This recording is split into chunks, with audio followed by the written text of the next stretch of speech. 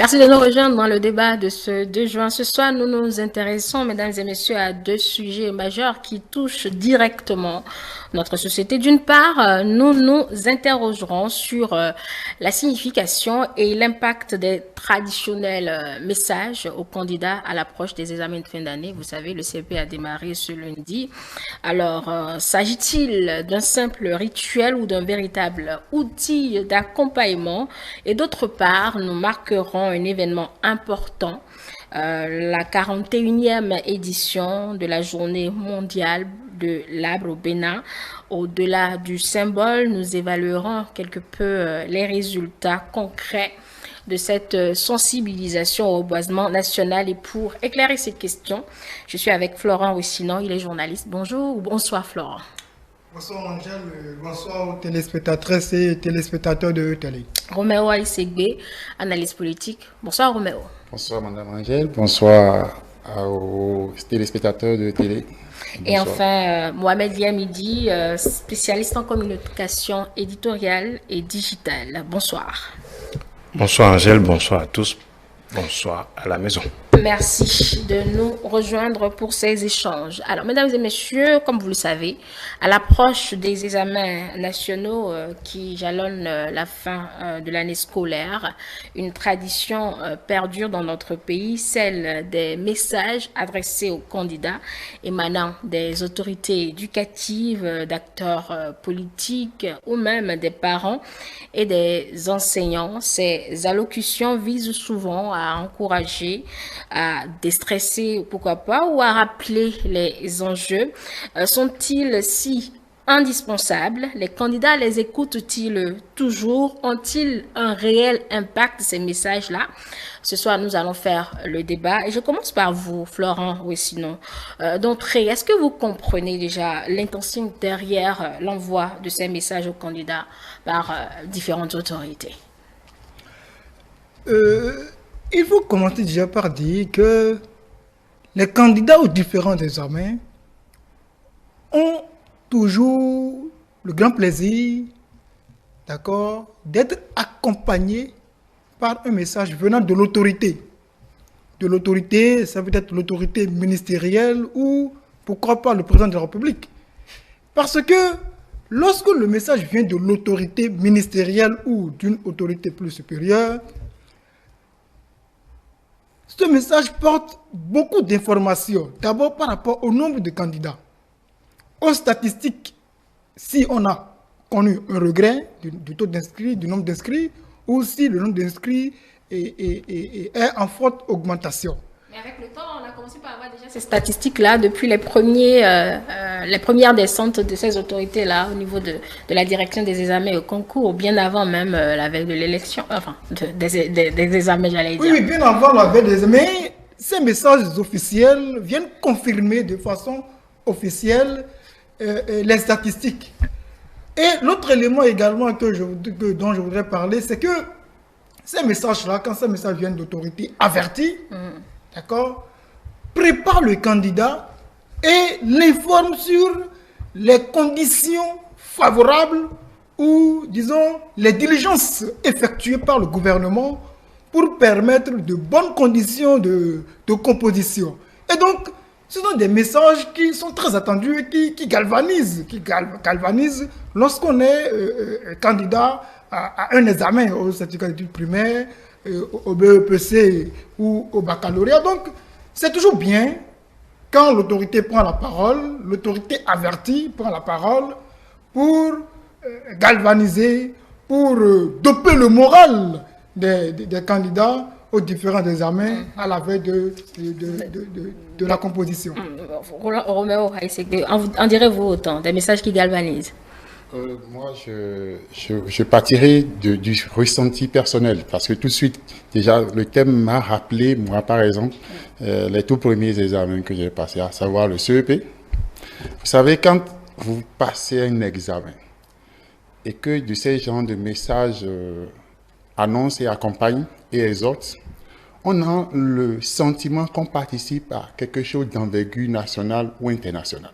C'est-à-dire, c'est la valeur que ça donne d'abord à l'examen auquel vous participez et qui augmente votre adrénaline ou bien, je dirais même votre volonté de vaincre Quand ou de vous gagner. allez à votre CEP, vous avez pu écouter le message du... Bon, Je sais pas si c'est quelle autorité qui l'a délivré.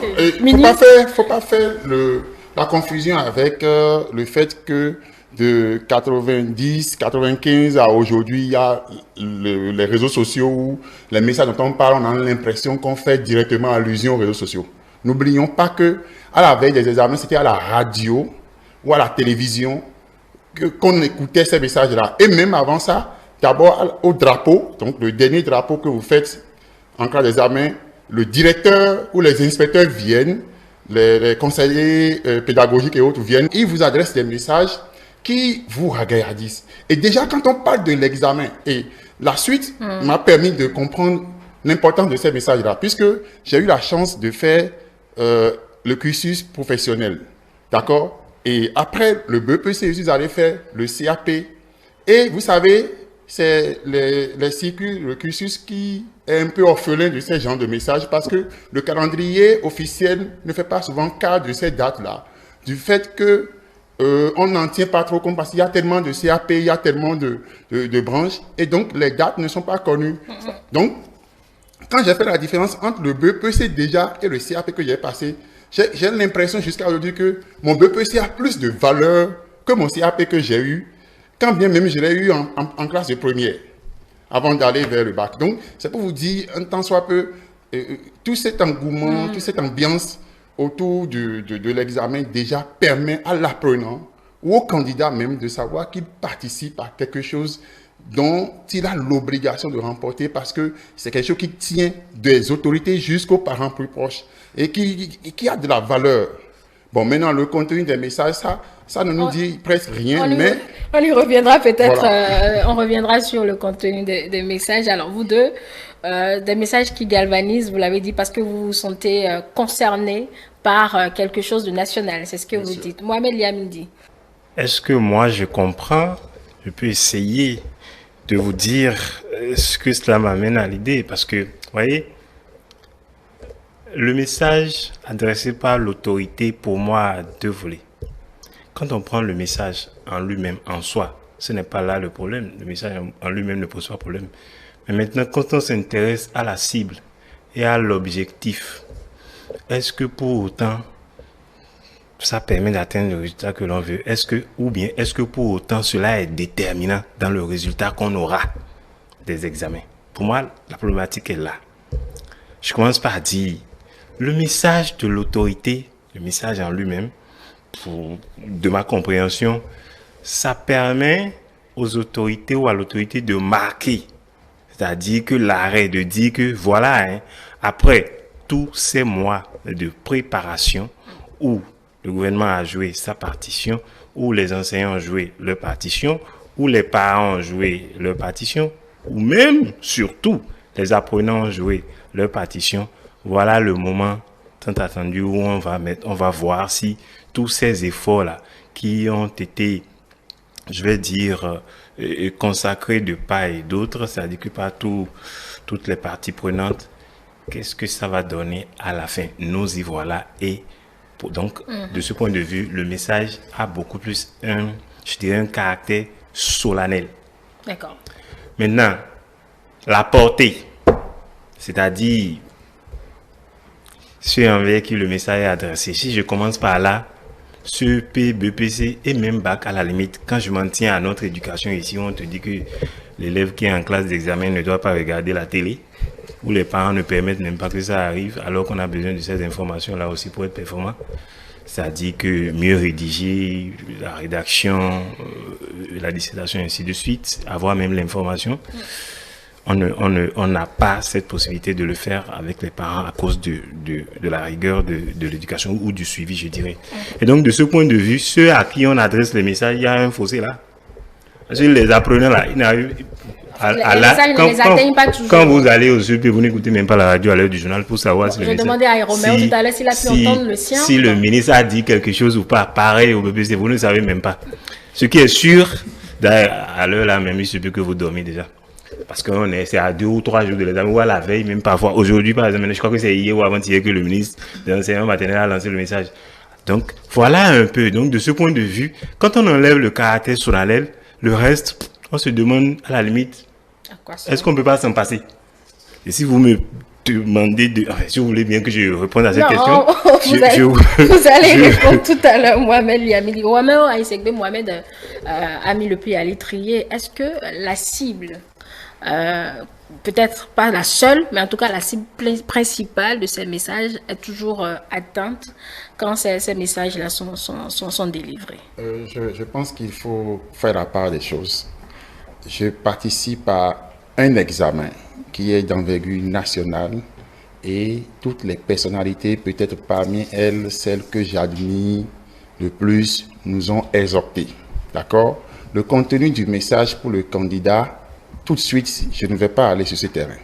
Mais l'impact de ce que tout le monde parle de l'examen auquel je participe, c'est de ça que je soulignais. Je ne parlais pas de l'aspect contenu, exhortation, tout ce qui a voulu être développé à travers le message. Mais l'autre chose, c'est que ça a d'utilité d'autant plus que c'est ça qui permet à ceux qui sont dans les classes antérieures de voir que eux aussi, ils seront attributaires de ce message-là lorsqu'ils seront là.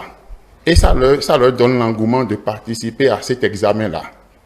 Il faut voir l'aspect psychologique incitatif qui est derrière l'acte qu'on pose. Aujourd'hui, quand nous prenons même le cas de nos jours où les réseaux sociaux sont là, vous voyez, beaucoup de personnes personnalisent et prennent même des images des élèves et tout ça, ou d'autres leurs propres images pour dire bonne composition. J'en ai vu plein sur les canaux digitaux aujourd'hui. Les enfants n'ont pas accès à ça dans le cadre direct, mais avouons quand même que c'est souvent annoncé la veille ou avant-veille, ou déjà le fait que tout le monde parle de ce que vous voulez. Les messages sont très importants. Du fait que là où vous allez, et c'est pourquoi vous avez préparé 9 mois, pour ne pas dire même vous avez pris toutes les classes antérieures pour préparer et venir concourir. Tout le monde en parle, ça donne une certaine célébrité à cet examen-là. C'est là où Mohamed vous amenait à voir la chose sous l'angle. La veille, souvent, les enfants, surtout CE2, ils se couchent tôt, puisqu'ils se préparent à affronter très tôt les examens. Donc, oui, vous savez, je crois que le contenu, si je prends l'autorité suprême, par exemple le ministre, le contenu n'est pas adressé aux candidats réellement, à part bonne chance, ou soyez sages et autres. Le contenu est adressé notamment aux acteurs qui doivent intervenir dans le déroulement. Vous voyez, et pour dire acteurs aussi, les enfants aussi sont acteurs, mais là on fait attention, on appelle leur sagesse, leur assiduité et leur sérénité. Mais au fond, quand vous voyez, vous disséquez vraiment le message de l'autorité, c'est adressé à tous ceux qui interviennent à différents niveaux pour que l'examen se passe bien, pour le bien des enfants. Ça, c'est important. Alors, pour cet aspect, ça peut se passer même le petit matin. Les acteurs conscients qui savent que ils seront payés pour un service. Bon, je ne dis pas que c'est l'argent qui les intéresse, mais qui savent qu'ils ont l'obligation de résultat, doivent pouvoir l'écouter et faire comme les consignes qui sont données. Et pour cela, je trouve que le message est extrêmement important pour que ça soit sur la base de cela qu'on puisse sanctionner X, Y au cas où il y aurait des rapages. Si pour selon Roméo, le contenu n'est pas forcément pour les enfants, la forme déjà, Florent Rossinon, pensez-vous que c'est un déstressant, un encourageant également? Quand moi j'ai voulu passer mon certificat d'études primaires, mon brevet d'études du premier cycle et mon baccalauréat, la veille, même tard la nuit, d'accord, quand je n'avais pas encore écouté le message officiel de l'autorité, d'accord, qui devrait le délivrer, je suis resté un tant soit peu insatisfait et c'est comme si quelque chose a manqué à ma préparation. Quelqu'un ne s'intéresse pas à votre... Non, puisque le contenu des messages officiels, je parle bien sûr des messages des officiels ou des ministres concernés par ce secteur de l'enseignement. Je la connaissais à l'époque. Bien sûr. je les connaissais très bien. Je les connaissais très bien. Et donc, j'étais accroché non seulement à la radio, mais également pour le journal de 20h à la télévision nationale. J'étais accroché pour savoir qu'est-ce que le ministre de tutelle dit de l'examen, pour savoir si les diligences ont été effectuées pour que je compose en de bonnes conditions. Ce qui fait que, vous voyez, les informations que contiennent ces messages sont des informations capitales pour le candidat qui va composer le lendemain. Donc, je trouve que ce n'est pas seulement, d'accord, le caractère solennel de la chose qui est important, mais aussi le caractère informatif de ces messages-là qui sont délivrés, je le précise, par les ministres ou les officiels avertis. Moi, quand j'ai été aux différents examens, je vous assure que j'étais très regardant par rapport à ces messages-là. Vous imaginez que vous allez au baccalauréat et que vous n'écoutiez tout du moins pas ce que le directeur de l'office du baccalauréat dit des préparatifs, du nombre de candidats et des critères de sélection. Ce sont des informations très importantes pour lesquelles je pense que le caractère seulement solennel ne peut être valorisé. Il faut aussi valoriser le caractère informatif de ces messages-là qui sont très importants. Alors, Mohamed Yamidi, vous semblez dire qu'on pouvait s'en passer, mais au vu des développements des uns et des autres, surtout dans le contexte sécuritaire dans lequel nous sommes actuellement, ça permet quand même à ces officiels, en tout cas ces autorités officielles, de rassurer les parents sur les dispositions prises pour que ces enfants-là composent dans de très bonnes conditions. Donc, c'est pas si inutile que cela. Le message du ministre, que ça a à voir avec la sécurité des centres d'examen, c'est pas lui qui s'en occupe.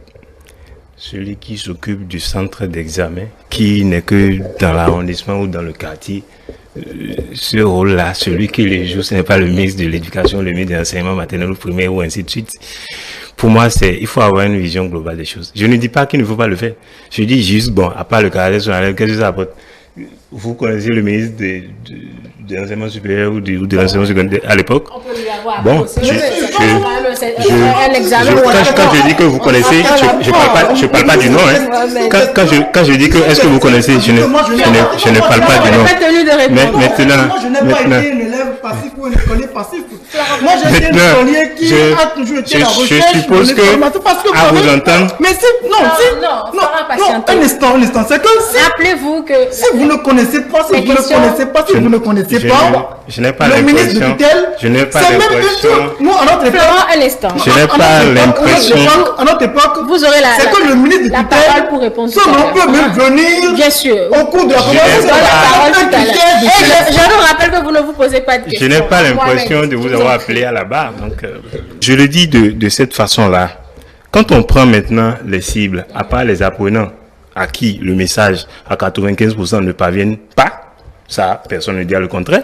Quand on prend maintenant les acteurs du système éducatif, les enseignants et les parents de l'autre côté, c'est pas l'avant-veille là qu'ils sauront qu'ils ont tout le sérieux, doit venir d'eux pour que l'examen puisse bien se passer. Ça fait partie de leurs devoirs, de leurs obligations, et ils le savent. Déjà en enseignant les apprenants en classe, ensuite en se retrouvant en situation d'examinateur, puisque c'est ça ils savent que c'est ce qu'ils ont à faire. À la rentrée, le ministre ne passe aucun message pour leur dire que bon, durant toute l'année, comportez-vous bien, donnez bien les cours comme il faut aux enfants. Et donc, je reviens pour dire que pour moi, ça marque la fin de l'année, autant d'efforts. Donc, on appelle tous les acteurs à prendre conscience de ce moment-là pour qu'on puisse, à la limite, enfin avoir une satisfaction, ne serait-ce que morale, de ce que on a tous ensemble œuvré, aussi bien les autorités que les acteurs du système, que les apprenants, que les parents, œuvrer à ce qu'on puisse avoir des résultats, de bons résultats pour l'année scolaire. Encore que ce n'est pas ça qui détermine les résultats des examens. Bon, Donc, vous êtes tous unanimes, ça n'a pas forcément un impact direct sur les résultats qui sont tirants des compositions auxquelles sont soumis donc les candidats. Parce que quand je prends le caractère informatique dont parlait Florent, oui. Si on donne les chiffres et tout ça un mois avant, ça ne changera rien. D'accord. Ça sera pareil. Oui, si on peut comprendre, hein, Roméo, vous faisiez allusion à cela tout à l'heure, si on peut comprendre la sonalité de ces messages de la part des autorités éducatives concernées. C'est le mélange des acteurs politiques dans le secteur qui, n'est-ce pas, embrouille un peu les cartes, si je peux poser la question comme ça. Oui, quand j'étais avec un aîné qui disait que le politique, c'est celui qui sait profiter De toutes les situations. de toutes les situations. Donc, quand vous regardez, pour la plupart des messages des politiques, c'est un peu l'occasion de se donner une petite visibilité, surfer sur ce calendrier-là et se donner de visibilité parce qu'il faut, quoi que qu'on dise, même si c'est une seule phrase signée de son nom, ou bien mettre sa photo dans un coin quelque part sur un graphe organisé et tout ça. Donc on comprend aisément que les politiques en profitent. Mais ne mélangeons pas, parce qu'il y a de ces politiques qui sont en poste, comme un maire par exemple, comme un chef d'arrondissement, qui lui aussi, comme l'a dit mon cher frère, même s'il s'est opposé à tout, en fait il y a quand même une responsabilité de ces autorités à la base dans l'organisation et la réussite parfaite de cette organisation. Donc rassurer leurs administrés, ils en profitent pour qu'on puisse voir leur proximité vis-à-vis. Surtout qu'aujourd'hui, c'est devenu pratiquement aussi un terrain pour gagner du terrain, une opportunité pour gagner du terrain en politique, que de célébrer les meilleurs et donc en profiter pour exhorter les enfants et leur dire vous avez encore une possibilité d'être sérieux ces jours-là, si vous espérez les cadeaux que j'espère partager aux meilleurs. Donc je pense que c'est un peu ça. Mais dans ce sens, je trouve que c'est beaucoup plus pour ceux qui sont porteurs de ces messages-là. Le bénéfice va beaucoup plus vers eux et ça n'impacte pas trop les candidats, sauf que certains candidats qui se disent, bon, j'espère avoir le VTT que ce monsieur-là a l'habitude de donner au premier. Il est encore dans la même logique de réitérer son engagement cette année. Du coup, je vais faire beaucoup plus sérieux et avoir la note nécessaire qu'il faut pour avoir les cadeaux qu'il distribue. Voilà. Donc, je trouve que à ce niveau-là, les personnalités politiques, comme les organisations non gouvernementales, les fondations, les ONG et les associations de quartier de développement et tout ça, qui en profitent. Et là, à ce niveau-là, je mentirais si je dis que ça ne motive pas les enfants à travailler. Mais ce n'est pas la veille, justement, l'impact de ceux-là. C'est à partir de l'événement qu'ils ont fait, à partir des résultats, que les enfants sont déjà motivés. Mais c'est toujours, ça regarde les enfants de savoir à la veille de l'examen que ceux-là veulent encore renouveler une nouvelle édition de cet événement-là. Le message des acteurs politiques en récupération, mais en double aspect, disait Roméo Aïssegbe, Florent Ruissino. Oui, c'est ce qu'il faut déplorer. Il faut déplorer ces messages d'acteurs politiques qui inondent les masses médias et qui éloignent même de l'essentiel parfois. Vous savez, chaque écolier, chaque personnalité, j'allais dire, est le produit du système éducatif dans lequel il a évolué. Nous, en notre temps, le nom du ministre, on peut te le demander sur l'épreuve de composition. Qui est ton ministre? Qui est le ministre des enseignements maternels primaires? Ou qui est le ministre des enseignements secondaires de la formation technique et professionnelle? Ce qui fait que, en notre temps, on se donnait comme nous portions un grand intérêt au fait de suivre l'actualité, toute l'actualité relative à la composition.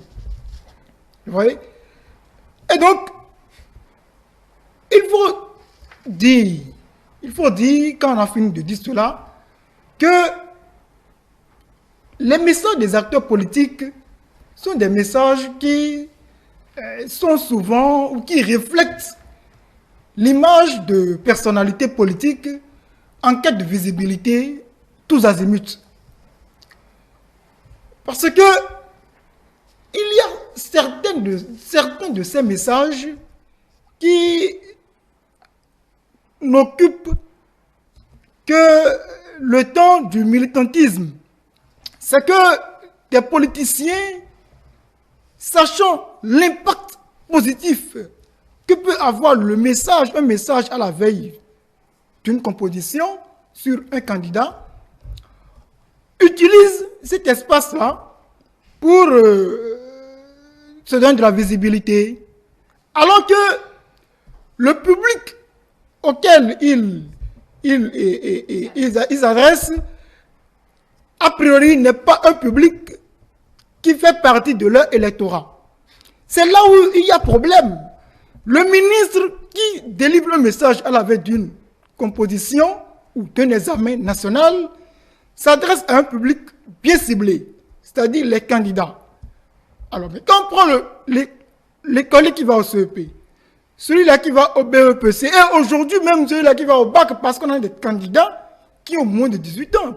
La plupart ont moins de 18 ans aujourd'hui qui vont au baccalauréat. Alors, on se demande à quelle population s'adressent les acteurs politiques qui utilisent, qui même instrumentalisent les examens nationaux pour se faire de l'image. Je suis intéressé que cela, si la cible concernée ne fait pas partie de leur électorat, ça reste un message peut-être de soutien psychologique, Flora, ou sinon. Parce que vous dites qu'il y a la réponse dans ma première intervention, je parlais de messages officiels ou de messages venant des officiels, donc de ceux qui sont directement impliqués dans le système éducatif et qui en sont les responsables. Mais ceux qui ne sont pas les responsables directs et qui mettent ces messages-là pour se faire beaucoup de visibilité, c'est qu'il faut qu'on en arrive à une certaine régulation. Régulation, oui, de régulation, parce que parfois ça distrait. Ça distrait, et ça éloigne de l'essentiel. On est à la recherche du message officiel, mais si tu ne sais pas faire, tu vas prendre le message qui n'est pas officiel comme étant un message officiel. C'est cela. Donc, il faut qu'on en arrive à une régulation pour que les sachants eux-mêmes s'adressent à la cible au lieu que ce soit de politiciens en quête de visibilité qui s'adressent à la cible, encore que cette cible-là, a priori, n'appartient pas à leurs militants ou à leur parti politique. C'est cela. Si les apprenants qui composent, qui peut-être ou pour la plupart n'ont pas 18 ans, si eux ne votent pas, au moins les parents des apprenants votent non. Leurs oncles, leurs tantes, là, ils votent. Donc le message peut aussi les toucher. Ce n'est pas que les apprenants. Hein. Donc c'est tous ceux-là que ces acteurs politiques dont vous parlez là, c'est tous ceux-là qui ciblent ces acteurs à la quête d'une visibilité et qui transforment l'examen national en fonds de commerce pour pouvoir se donner une visibilité. Ces acteurs-là, c'est qui en réalité, bon, c'est sûr que moi je qualifie de politiciens bas de gamme, d'une médiocrité rare, parce que ceux-là, ils n'attendent que ces moments-là pour se donner une place dans le débat national, alors que pendant tout le temps qui a précédé, parce que en le faisant, eux, ils pensent à la prochaine élection. Hein.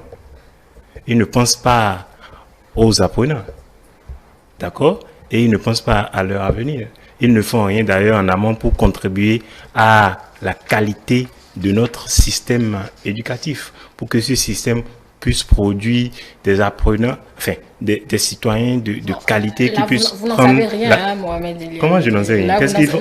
Ils font quoi avant le message? Comment vous n'en savez rien? Le truc, c'est si évident. Qu'est-ce qu'ils font avant? Je peux encore prendre le cas de ceux qui subventionnent ou bien sponsorisent l'organisation des travaux dirigés. Je peux encore que ça aussi, c'est toujours à la quête de visibilité en pensant à la prochaine élection. Donc ce n'est pas dans l'idée d'avoir un système qui produit des hommes de qualité pour le développement du pays. Parce que pour eux, tout est lié à l'élection. Et après l'élection, on attend encore la prochaine élection.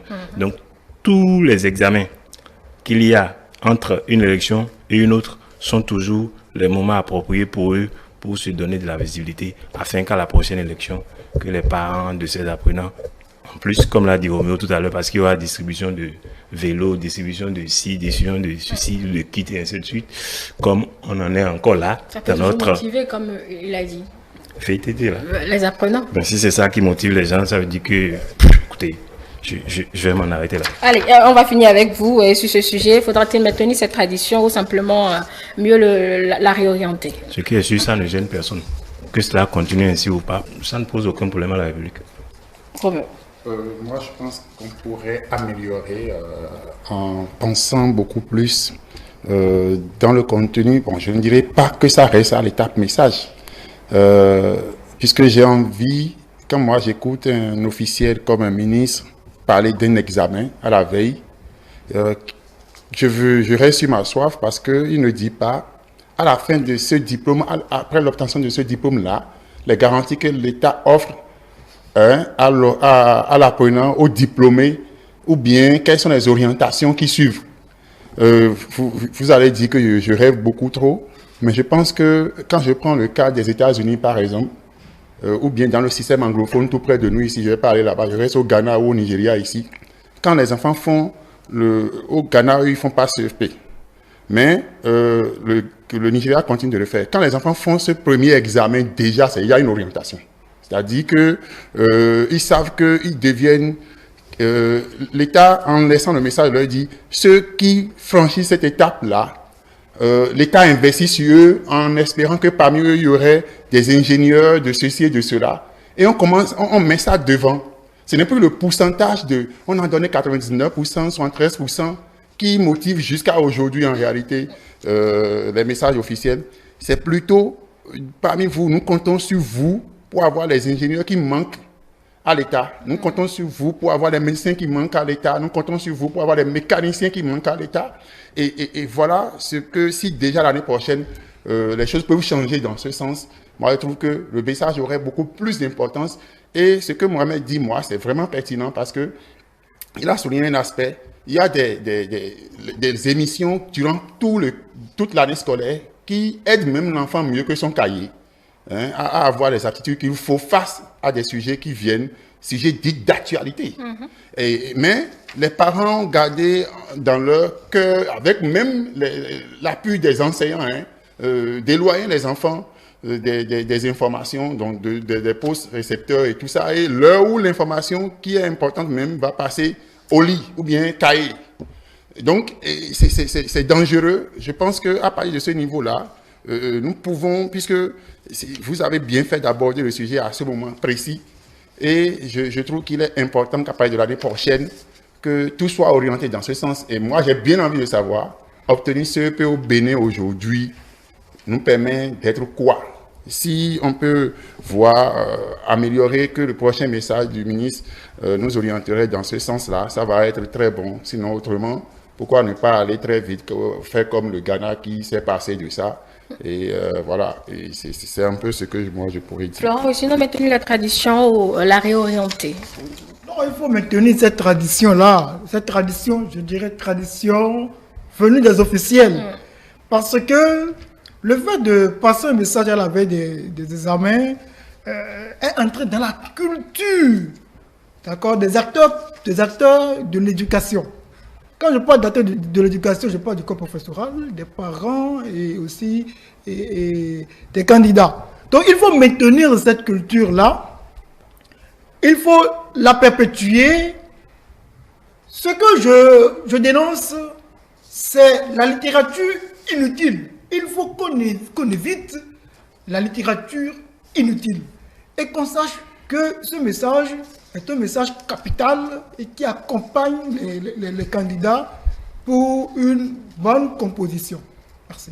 Nous venons, mesdames et messieurs, donc d'explorer en profondeur la question des messages aux candidats. Il en ressort que si l'intention est souvent louable, la perception et l'efficacité de ces messages peuvent varier. Le défi est de transformer ce rituel en un véritable levier de confiance et de soutien, tout en reconnaissant que, bien évidemment, le succès aux examens dépend du travail et de la préparation de chacun des candidats. On va passer au second sujet puisque nous n'avons pas plus beaucoup de temps. Vous le savez, cette année marque la 41e édition de la Journée mondiale de l'arbre, une initiative qui a pris corps à travers le décret numéro 85-291 en date du 23 juillet 1985, lancé pour sensibiliser à l'importance vitale des forêts et à la nécessité de planter des arbres. 40 ans après ce décret, quel bilan pouvons-nous tirer de cette mobilisation au reboisement au Bénin? Il est vrai, vous n'êtes pas forcément des spécialistes de la question, mais vous observez, vous analysez. Selon nos recherches, l'objectif est de promouvoir déjà la reconstitution du couvert forestier et à susciter l'intérêt des citoyens pour le reboisement. La première question, elle est pour vous, Mohamed Liamidi. À cette 41e édition, pensez-vous que nous avons atteint les objectifs? On peut s'empresser de dire non. D'accord, mais encore? Parce que dans un si c'est pas pour faire la propagande d'un régime, mais moi, je peux le dire sans réserve que c'est encore le programme d'action du gouvernement à travers le programme d'assainissement de nos villes, surtout le programme asphaltage. Il y a un spécialiste du domaine à côté de vous là-bas, parlant d'assainissement. C'est ça qui est encore venu, à la limite, je dirais pas refleurir, mais peut-être encore reboiser, c'est-à-dire que remettre le couvert végétal au niveau de nos villes, quand on aborde aujourd'hui les artères de nos villes. C'est ça qui fait que on peut espérer que si cela est maintenu dans les 10 prochaines années à venir, on peut espérer avoir en tout cas nos grandes villes qui seront des villes moyennement vertes, pour ne pas dire des villes vertes. Donc on peut espérer comment je dis, tutoyer la moyenne à ce niveau-là. Sinon, on peut dire, même si je n'ai pas vécu l'époque, qu'après la Révolution, c'est-à-dire que ceux qui ont eu l'idée de la chose et qui ont essayé, tant bien que mal, de le mettre en pratique, parce qu'en ce moment, il y avait une sorte, je dis, d'énergie. On avait trouvé la formule pour embarquer tout le monde, et passant déjà par l'école, ensuite par la vie de tous les jours, et pour amener tout le monde à prendre conscience de la chose. Mais après ça, quand le renouveau est arrivé, j'ai toujours l'impression que le renouveau a tourné totalement la page et tout ce qu'il y avait de bon et de moins bon dans la révolution. Et donc, on a perdu de ces habitudes, on n'a plus compris la nécessité d'avoir un environnement où il y a les arbres, le rôle même que doit jouer l'arbre, pour ne pas parler en termes de spécificité, ce qu'on appelle les strates. Vous avez les strates herbacées, les strates arborées. Donc, on n'a plus compris l'importance de ces choses-là. Et on a perdu l'engouement de la chose, si bien même que devant les maisons des gens, quand vous prenez même actuellement là, je ne sais pas, je pense quand même que je suis en train de répondre à votre question, quand on a fait, asphalté, devant les maisons, on a planté des arbres là. Les gens n'ont pas compris au point où, là où on a mis les arbres, on a fait en sorte de tuer les arbres. Et c'est là que vous voyez les vendeurs d'essence, que vous voyez la dame devant sa maison qui met ses étalages, qui, au lieu de voir le rôle que l'arbre veut jouer, c'est-à-dire que dans la vie, dans notre vie, dans l'environnement, purifier l'environnement, faire en sorte que nous soyons en bonne santé, lui, c'est son petit commerce qui l'intéresse au point où il peut tuer là pour ça. Donc, voilà là où on en est arrivé. Donc, est-ce que nous avons atteint l'objectif, même si l'objectif était louable, même si la volonté n'a pas manqué, je peux dire que on n'a pas fait en sorte de convoyer tout le monde vers, à un moment donné, on a lâché prise, pour ne pas dire qu'on a fait preuve de laxisme, et les gens n'ont plus compris l'importance de la chose et on s'est éloigné de l'objectif. C'est pour ça, encore une fois, que je dis que c'est le PAG actuellement qui fait encore, qui a fait qu'on a pu redécouvrir encore cette vitalité, cette importance que l'arbre fasse partie de notre environnement, parce que l'arbre a un rôle important à jouer dans notre environnement et dans notre vie de tous les jours. Robert Waïségué, avons-nous vu des résultats dans cette campagne au reboisement au Bénin? Je dirais, nous avons eu des résultats parce que il y a d'efforts qui se font tous les jours, que le Bénin connaît. Des efforts qui se font donc. Pardon, il y a des efforts qui se font tous les jours, que le Bénin connaît un nouveau régime. Pour dire que ça, parce que chaque régime a fait. Mais ce que je note particulièrement dans les prouesses du régime en place, c'est le fait que le ministère de cadre de vie a pris ça au sérieux. C'est-à-dire qu'aujourd'hui, avant que ça ne rentre dans les habitudes de la population elle-même, nous constatons au niveau des infrastructures routières que ce que nous appelons un peu dans un jargon un peu technique d'impact environnemental et social de chaque ouvrage est fait.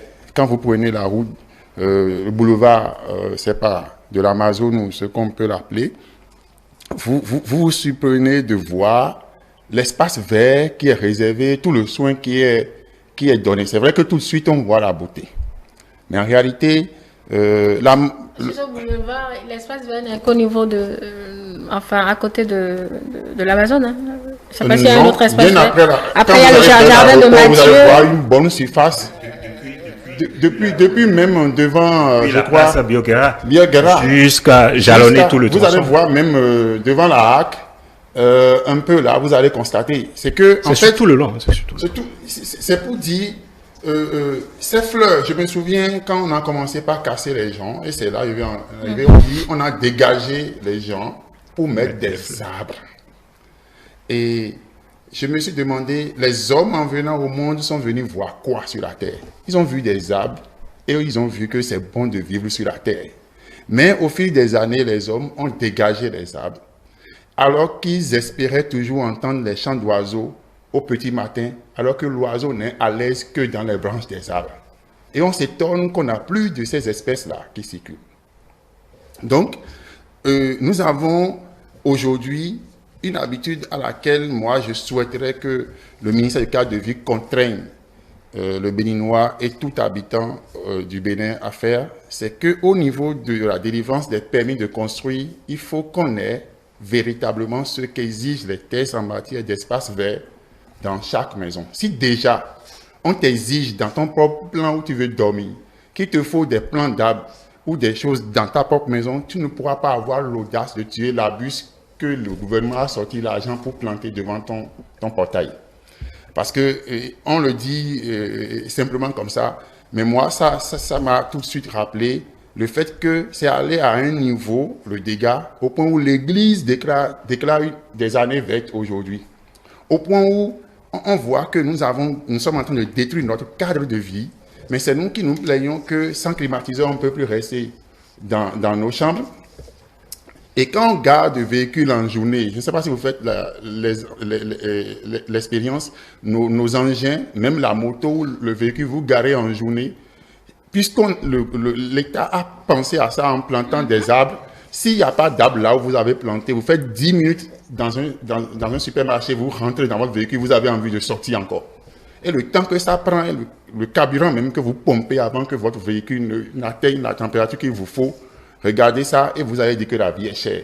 La vie n'est pas chère si, entre-temps, notre comportement même n'a pas provoqué.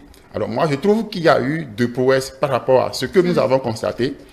Et je m'en voudrais si je ne dis pas qu'il y a environ moins de 10 ans, Abomey-Caravi était la localité, en fait, dans la périphérie, qui avait assez d'arbres. Mais si on refait les mêmes statistiques aujourd'hui, Abomey-Caravi serait dernier par rapport à Cotonou. Pourquoi? Parce que l'habitude d'installation des infrastructures, entre griffes, qualifiées de mauvaises herbes, ce qui permet à un cadre de vie d'être sain. Dans chaque maison, on trouvait au moins 2 manguiers, un avocatier quelque part, mais aujourd'hui, vous rentrez dans des maisons, vous ne trouvez presque rien. À la rigueur, chez certaines personnes qui ont de la pudeur, c'est des fleurs en plastique que vous trouvez dans leur cou, dans des pots artificiels. Je trouve qu'il est important que, en voulant accompagner cela, je ne sais pas si tout de suite je vais le dire, mais je trouve qu'il faut, comme l'a dit mon ami Wessilon tout à l'heure, il faut essayer de mettre la répression derrière ce comportement qui tend à nous étouffer. Décidément, ce soir, vous êtes décidé. Allez, Florent, sinon, nous avons des habitudes depuis 40 ans de faire des campagnes de mise en terre de plants. Pour vos prédécesseurs, nous avons perdu l'habitude, mais nous la retrouvons progressivement à travers ce PAG qui est en cours. Je ne sais pas si vous partagez ces analyses. Non, moi je ne partage pas ces analyses.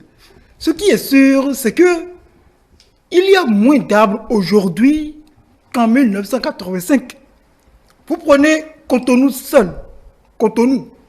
Vous voyez que la politique nationale ou la politique gouvernementale a mis le cap sur les plantes ornementales, les artères dont les confrères, les débatteurs sur le plateau ont parlé.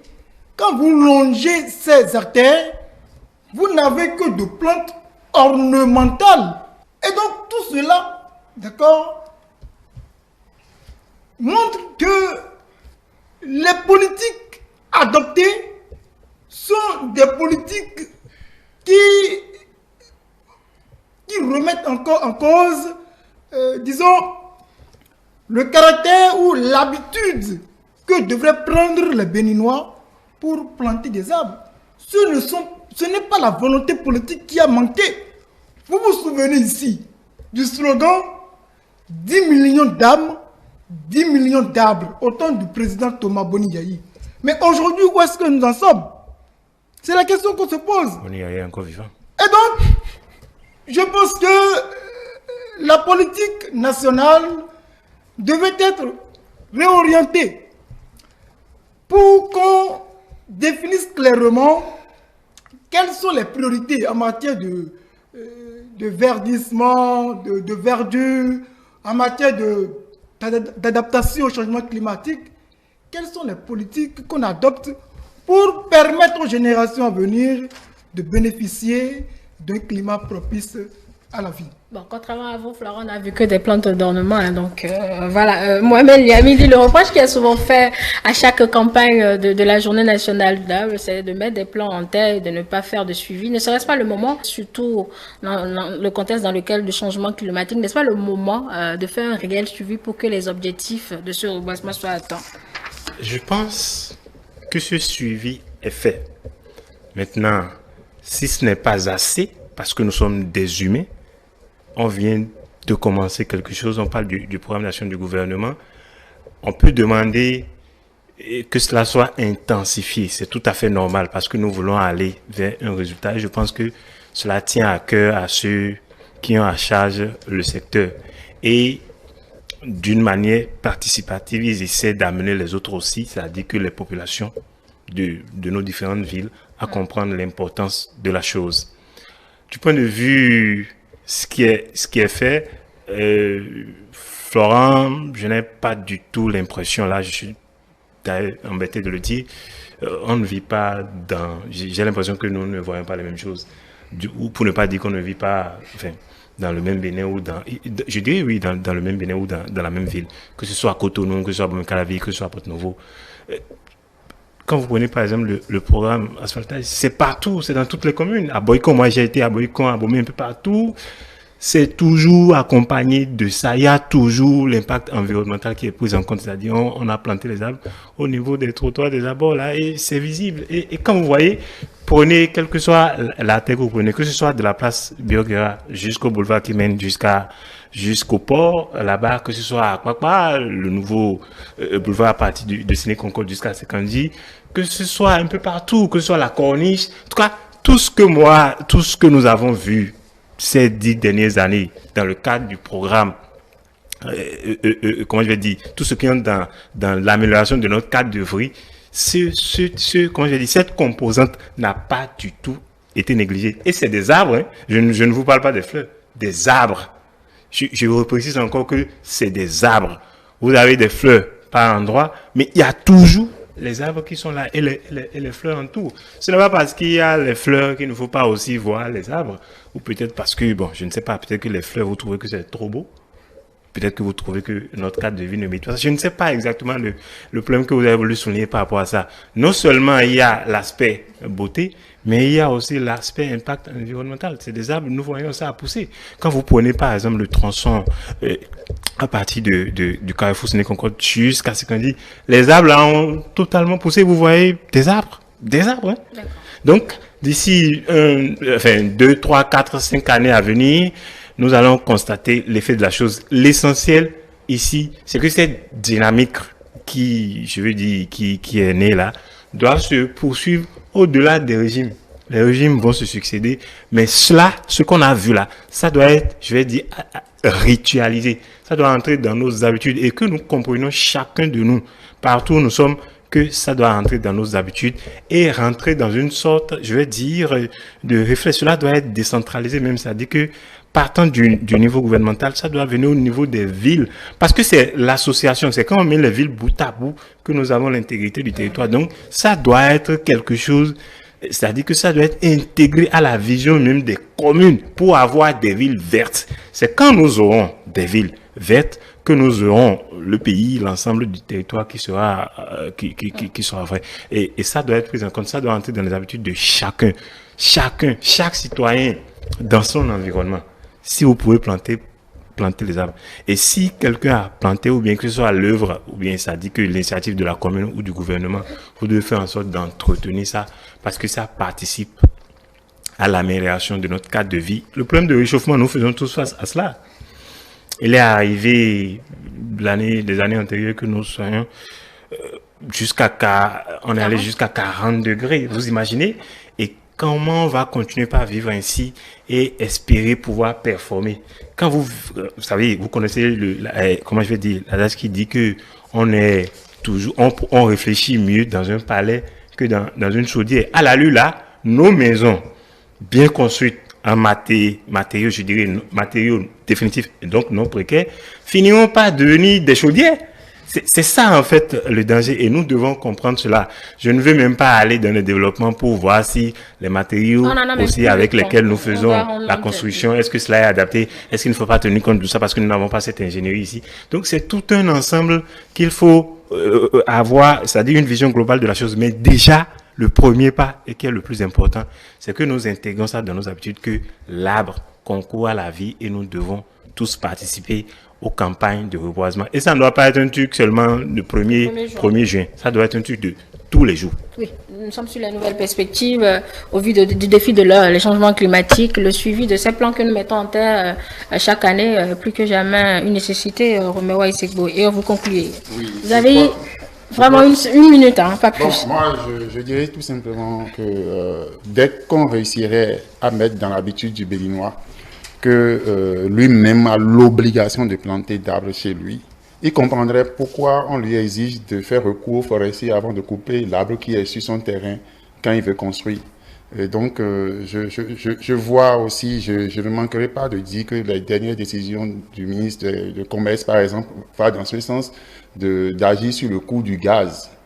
Parce que déjà, ça permet à ce que les branches d'arbres ou des arbres qui sont coupés pour être transformés en quoi et ça diminue. Donc, sincèrement, je nous invite que ça ne soit plus l'acte qu'on espère du gouvernement ou des autorités, mais que nous-mêmes, nous prenions conscience et que nous sachions trouver une place à un arbre dans le milieu de vie où nous vivons, même si c'est dans un pot. Hein.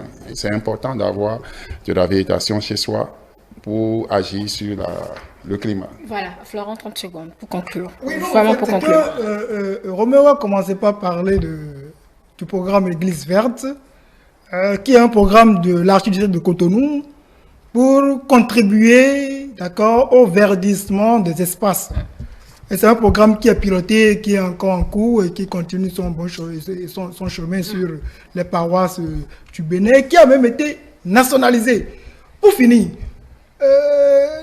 c'est dit que ce programme est la contribution de l'Église aux efforts que le gouvernement effectue.